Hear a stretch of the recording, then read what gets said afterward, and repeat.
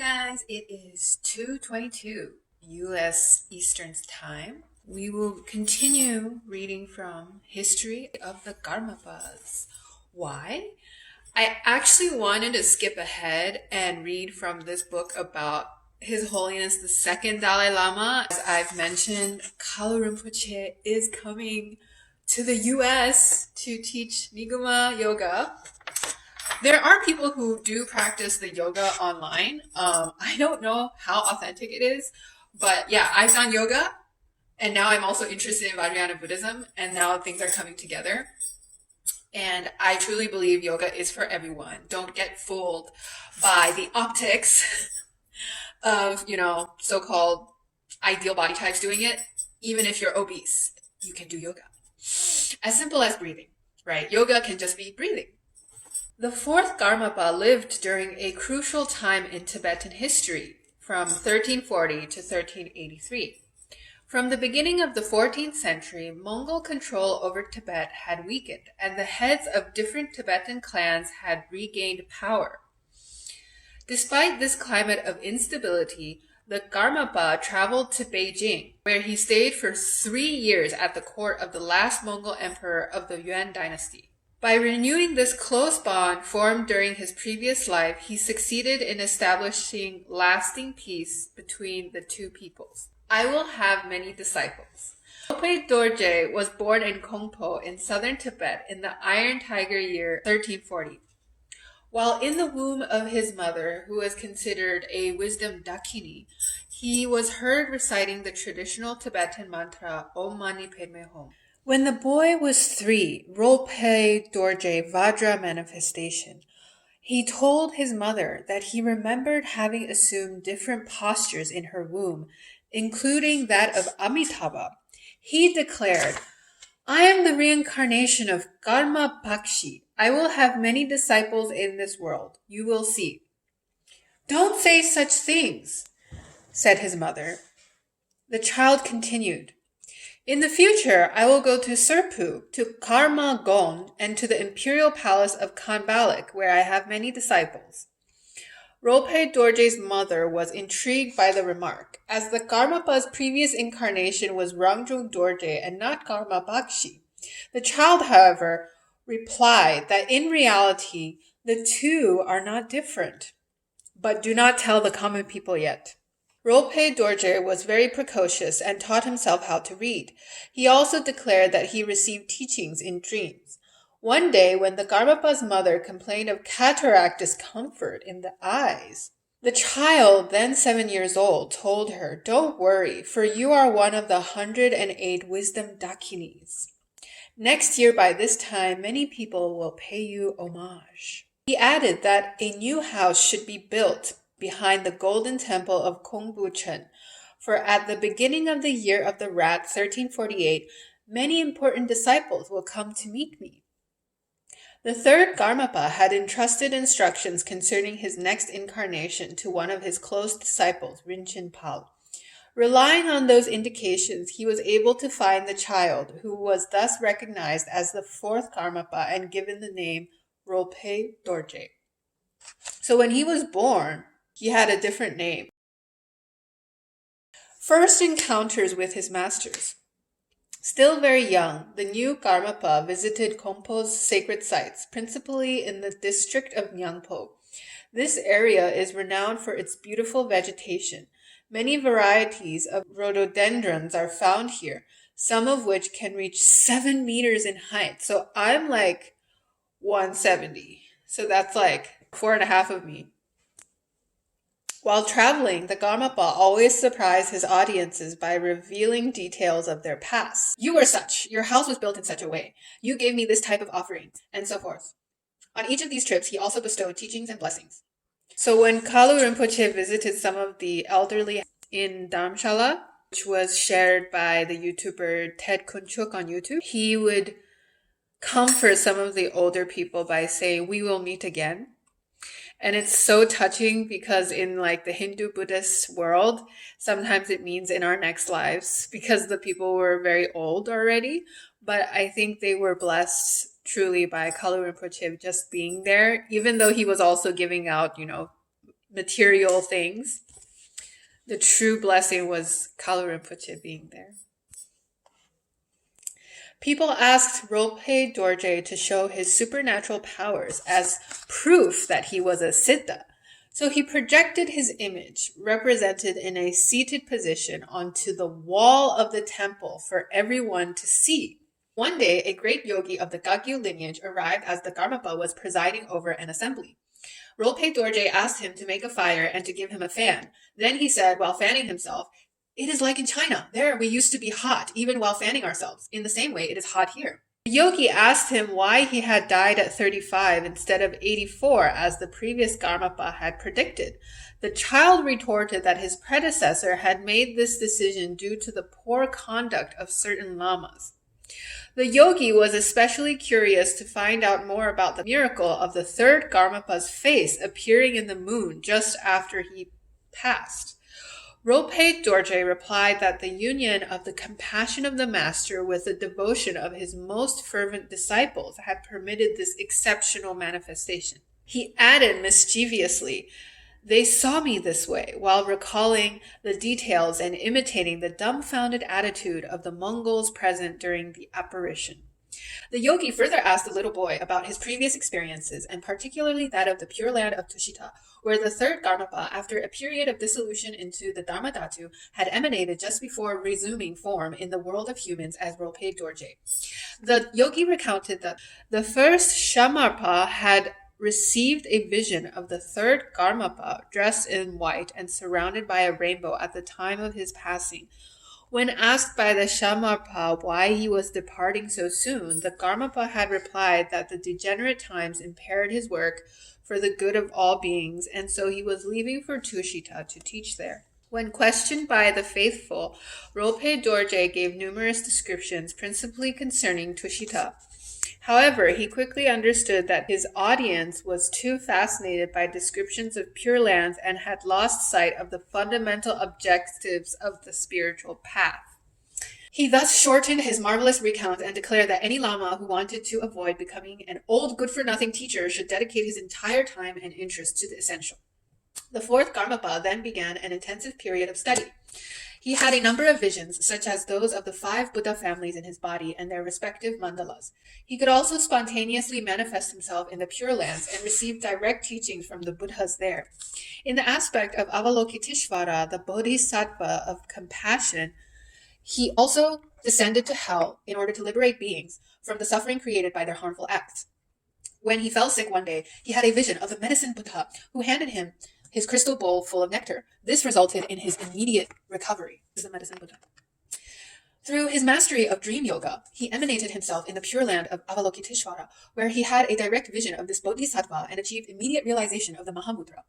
Another time, he went to Uddiyana, where he received special teachings from the Dakini Vajrayogini. Following her instructions, he performed a number of practices during an 8-day retreat and obtained the signs of realization of the practice of Vajrayogini. Om Sarva Buddha Dakini Vajravarnani Vajravairojani Om Om Om Pet Pet Pet Soha. Like his predecessors, Rolpe Dorje traveled extensively in order to visit different monasteries. He left his region of Kongpo and journeyed south to Tsari, an important place for the Kagyu lineage and where the third Karmapa had also gone. He spent a lot of time meditating in this pleasant area, known for its temperate climate. While there, he had many visions of Kagyu lineage masters and idams. At the age of 13, the fourth Karmapa went to Serpu Monastery, the main seat of the lineage, in order to begin his tulku education. En route, he visited Dakla Gampo, the monastery of Gampopa, who had been the root lama of the first Karmapa. While there, he had a vision of Buddhas and Bodhisattvas surrounding a stupa of precious stones. The Karmapa then followed the banks of the Brahmaputra to reach the Pagmo Dru area. Waiting for him was Jangchup Gyaltsen, the first sovereign of a dynasty that had wrestled power from the stronghold of Nyudong, which is to the south of Lhasa. The dynasty reigned over central and western Tibet for over a century. Their monastery, Demsatil, was perched high in the mountain and was surrounded by rhododendrons and wild roses. It became one of the richest and most flourishing monasteries of the period. It was at this place that Jangchup Gyaltsen received the blessing of the fourth Karmapa. The sovereign was very much impressed by the spiritual maturity and natural ease of the young lineage head who gave him teachings on non-duality. A year after receiving the blessings of the fourth Karmapa in 1354, Jangchup Gyaltsen marked a decisive victory over his adversaries and thus succeeded in freeing Tibet from the yoke of Mongol power. Then holding the title of Desi regent, he came to power over central and western Tibet in 1358. He quickly established a period of stability that favored the economic, cultural, and religious development of Tibet for nearly a century. The country was reorganized into 13 Dzongchen myriarchy, a type of prefecture. So I think 10,000 serfs or agricultural laborers made up one dzong. Each prefecture was subdivided into districts, a fortress that constituted the administrative, financial, and military seat at the center. Studies at Serpu. The fourth Karmapa then proceeded to Lhasa, where he conducted a great number of ritual offerings and bestowed blessings. Subsequently, he traveled through the Tolung Valley to Serpu and was welcomed by a procession of monks who had come to meet the eagerly awaited lineage head. They crossed many villages where the people burned offering substances such as juniper, and the scent filled the entire valley. He also stopped at Nainang Monastery, then the residence of the first Shamarpa. Back in Serpu, the Karmapa, then 14 years old, fully dedicated himself to studying the monastic rules. This served as preparation for his ordination as a novice, which he received from the Khenchen Dondrupal, the abbot of Serpu Monastery. Subsequently, he went to Dechen Hermitage near Serpu in order to receive all the transmissions of his lineage from Yongtungpa, the lineage holder. Upon seeing this great master, the Karmapa spontaneously perceived the peaceful and wrathful deities. When Yongtungpa wanted proof of his master's incarnation, Rolpe Dorje replied that while he did not clearly remember his incarnation as the first Karmapa, he perfectly recalled that of the second and related many details. There's a wrathful one.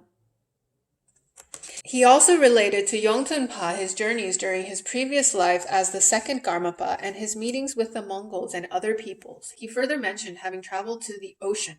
Overjoyed and moved to tears, the master prostrated before the young Karmapa and bestowed upon his young disciple a number of transmissions. The bonds that had united them over many lives were thus renewed. When the Karmapa was 18, the abbot of Serpu Monastery gave him the vows of a fully ordained monk. The young lineage head scrupulously respected the numerous monastic precepts and would not tolerate anyone having the slightest piece of meat or a drop of alcohol in his presence, not even the size of a hair tip, as the Tibetan expression says. He was a brilliant student and a great scholar and always surrounded himself with books. It was said among his followers that he could learn a text in his dream simply by placing it next to him before sleeping. He also mastered many types of writing. As did many previous Karmapas, he composed songs in which he recounted his spiritual experiences. Throughout his adolescence, he wrote poetry and songs that primarily described the Pure Land of Tushita. One day he shared with one of his masters details of his previous life as the third Karmapa at the imperial court of Beijing. He recalled the influence that he had then enjoyed over the two brothers who became the emperors, the younger of whom, Togun Temur, still reigned. Rolpe Dorje perfectly remembered the imperial palace and could describe it in minute detail. He also recalled the exact number of residents of different palaces and asked that his description be recorded, so it could be verified during a future journey to China. Subsequent events proved him right, as he would live at the Chinese court a few years later. He thus fulfilled the third Karmapa's prediction that the emperor would meet the third Karmapa's subsequent incarnation. Restoring ties with the Mongol emperor. Togun Temur, the ninth and the last Mongol emperor of the Yuan dynasty, was in the final years of his reign when he extended an invitation to the Karmapa to come to China. At first, the Karmapa declined, as he had begun a long period of teaching across Tibet. However, upon his return to Serpu, the lineage head found a second message. I am the emperor, the king of heaven. I have heard that you, Karmapa Rolpe Dorje, have been reborn for us, and you now dwell in Serpu, the monastery. Therefore, with deep respect, I ask you to remember your previous actions. These are degenerate times, full of many suffering. Please bestow on us the nectar of the Dharma to make us joyful. Now many beings are acting in the wrong way, so please point to the right direction for them. Please set forth from home. Do not consider the difficulties of the journey or your health, but please come quickly. Buddha himself did not think of his own sufferings when he wished to benefit sentient beings. Please come immediately.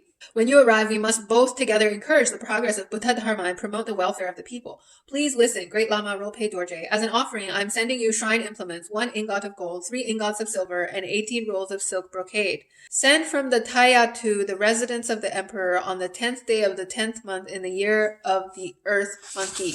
The fourth Karmapa set out on a journey to Beijing, a journey that will last 2 years and 3 months. During his trip, he dedicated himself in particular to Dzogchen practices, as he usually ended his days with a few hours of studying and writing. En route, the Karmapa frequently stopped to give teachings mainly on the essential precepts of nonviolence and compassion. He also asked his monks to distribute provisions and necessities to all who welcomed them. As the lineage head was vegetarian, he ensured that his entourage, particularly the monks, followed his example. Many auspicious signs occurred during the journey, such as frequent lightning that struck without hitting anyone. During his passage through Kham, an invasion of locusts devastated the local crops and exposed the population to famine. The desperate peasants rushed their representatives to the Karmapa in order to call upon him to put an end to the disaster. Rolpe Dorje performed a specific ritual and succeeded in neutralizing the catastrophe. The inhabitants expressed their joy and gratitude to him. Through his practice of wrathful yidams, he dissipated the number of harmful obstacles and transformed the region into a harmonious area. Similarly, he was often requested to intervene in the power struggles between local lords. Meeting the young Tsongkhapa. In his long journey to Khanbalik, Beijing, the fourth Karmapa passed through Amdo in the region of Tsongkha, where he was welcomed by the local governor. There he was presented with a family whose young child manifested a great interest in the Dharma. The Karmapa recognized the child as an emanation of Manjushri and a future great master. The lineage head gave him the vows of a faithful layperson and asked that he be given the best of care, as he would become very important for Tibet. Later, the boy would become the great Tsongkhapa, the founder of the Kalu school, the lineage of the Dalai Lamas. On his arrival in China, in the region of the 5-peaked mountain of Manjushri, Wu Taishan, the Karmapa composed many songs in praise of the Bodhisattva Manjushri. In Gansu province, in the northwest of China, the Karmapa was called upon to end a smallpox epidemic that put the entire region at risk. As he performed specific rituals to eradicate the illness, remarkable noises emanated from the roof of his dwelling. The next day, his followers mentioned the noises, and Rolpe Dorje explained that in order to stop the epidemic, he had visualized himself as the mythical bird Garuda, and the noises were simply the expression of his wrathful activity. The region of Gansu, a true crossroads of civilizations on the Silk Road, was home to a number of tribes speaking various different languages. While still in this region, near Lanzhou, Rolpe Dorje gave an important teaching to a large crowd composed of different ethnicities. On the right side, his throne stood Mongol and Uyghur translators. To the left side of the throne stood Minyak and Chinese translators. The interpreters translated his sermon into each language separately, and thus his disciples were able to understand his words. During his stay, a wonderful flower unknown throughout history was discovered in his presence near a throne while he was visiting a temple. He finally arrived at his destination, Khanbalik, Beijing, at the beginning of 1361. The fourth Karmapa was welcomed with a great ceremony by Togun Temur at the imperial palace of Khanbalik. Rolpe Dorje's arrival coincided with the birth of an imperial heir. At the emperor's request, the Karmapa bestowed teachings on the imperial family. As the country was torn apart by continuous rebellions, the lineage head placed particular emphasis on love and compassion in its most direct expression, non-violence. Ahimsa. During his 3-year stay with the emperor, Rolpe Dorje established a number of temples and monasteries and worked to soothe conflicts. The emperor, for his part, granted the request of his master to free prisoners and exempt monks from the weighty etiquette. The annals recount that many miracles took place during his stay. On a number of occasions, Rolpe Dorje healed the sick and influenced the weather to improve crops.